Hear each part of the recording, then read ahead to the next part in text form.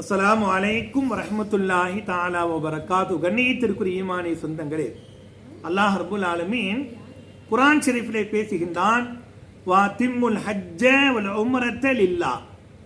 ஹஜ்ஜாக இருந்தாலும் சரி, உம்ராவாக இருந்தாலும் சரி, அல்லாஹுக்காக செய்யுங்கள். இங்கு செய்கின்ற அமல்களிலே மனிதனுக்கு பெருமை வந்துவிடக்கூடாது.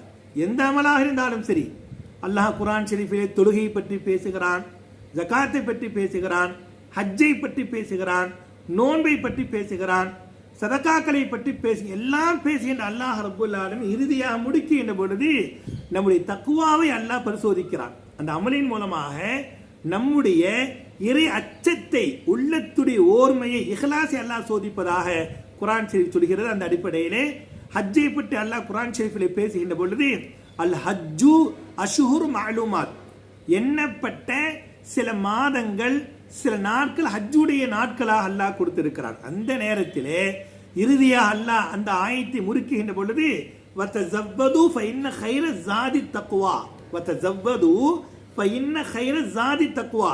நீங்கள் ஹஜ்ஜுடைய காலத்தில் ஹஜ்ஜுடைய பயணத்தை மேற்கொள்கின்ற பொழுது பயணத்திற்காக செய்கின்ற எல்லா பொருட்களை விட அல்லாஹ் உங்களிடத்தில் எதிர்பார்ப்பது, வதஸவ்வது, அல்லாஹ் எதிர்பார்க்கக்கூடிய கட்டி சாதனம் என்பது, கட்டிச்சோறு என்பது, உணவு என்பது, பொருள் என்பது, தக்குவா என்கிற அந்த பொருளைத்தான், தக்குவா என்கிற அந்த அமலைத்தான் அல்லாஹ் விரும்புவதாக குர்ஆன் ஷரீஃப் சொல்கிறது. அல்லாஹ் ரப்புல் ஆலமீன் செல்கின்ற ஹாஜிகளுடைய அந்த ஹஜ்ஜுகளை ஏற்றுக்கொள்ளப்பட்ட ஹஜ்ஜாக மன ஓர்மையோடு, தக்குவாவோடு, இறை அச்சத்தோடு ஹஜ்ஜுகளை செய்து அல்லாஹுடைய பாதுகாப்போடு திரும்பி தௌஃபீக்குல் ரஹ்மான் எல்லா ஹாஜிகளுக்கும் அல்லாஹ் தருவானாக.